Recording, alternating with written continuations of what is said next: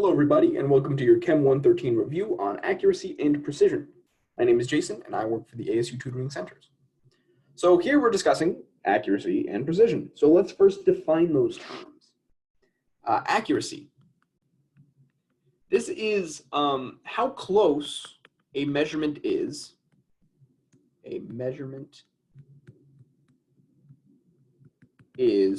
to the quote-unquote correct value. Now, what do I mean by correct value? So correct value is sort of like, what is the standard accepted value for this thing? So for instance, if you're trying to measure gravity or gravitational acceleration is 9.81 meters per second squared. We know that because we've done test after test after test after test that have, on average, given us 9.81 meters per second squared. So this is the quote-unquote correct value.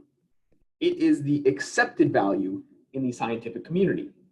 So if you were to do a test for gravity, whatever that test might be, and your test results showed that gravity was 9.72 meters per second squared, that would be pretty accurate, right? It's pretty close to 9.81 meters per second squared.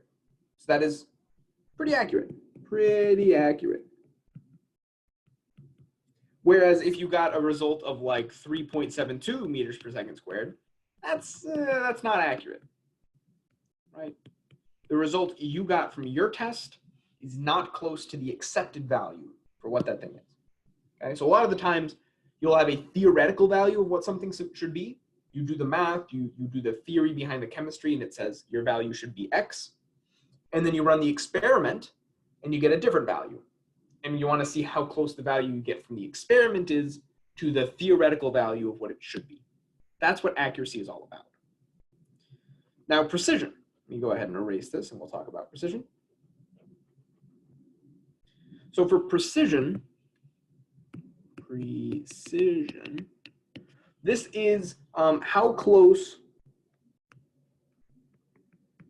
each measure is to other measures. So this is all about when you're doing an experiment, you want to have several trials, right? You don't want to just do one trial and then you're done for the day. You want to do several trials and you want to see how close those trials are to each other. So if you got a trial, and maybe we can use the gravity example again, and you got one result like 9.72 meters per second squared, 9.83, 9.80, 9.74, we would say your test is pretty precise. We would say it's pretty precise because all of these values are pretty close to one another, right? Precise. Okay.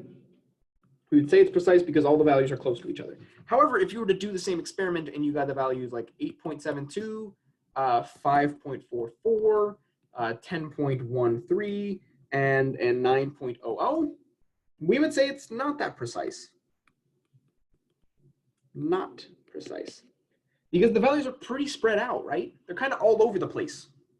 So precision is all about being close together in your measurements. You don't necessarily have to be close to the correct value, but the measurements you make have to be close to one another. That's what precision is all about. Okay, so let's look at these targets that we have up here and see which ones are precise, which ones are accurate, which ones might be neither, and which ones might be both. So the first one, right? The correct value is right in the center, right? That's the target. To be accurate, you want to be hitting in the center. So this first one, we are not hitting in the center at all. We are not accurate. However, all of our shots are pretty closely grouped together. So we would say this one is precise. Precise. Because the shots are close together, although it's not accurate because they're not in the center. Now we look at number two, we're in the center, right? Every shot we do is pretty close to the center, so that's pretty accurate. And all the shots are closely grouped together. So we would say this one is both precise and accurate. Number three, we are in the center, right? All of the shots are pretty accurate. They're pretty within that same region. However, they're kind of spaced out. They're not as closely grouped as the other shots have been. So we would say this one's just accurate. It's just accurate, not precise. And the last one, the shallow place, so it's not precise, and also they're not even in the middle, so it's not all that accurate either. So this one we would say it's neither accurate nor precise. All right. Thank you all for watching. As I mentioned at the beginning, I work for the ASU Tutoring Centers. If you want more information about the free resources we offer on all 4 campuses and online, please check out tutoring.asu.edu. If you want more videos like this that go over specific concepts from your course, or maybe you want to see what upcoming review sessions we have for your course, go ahead and check out that link below.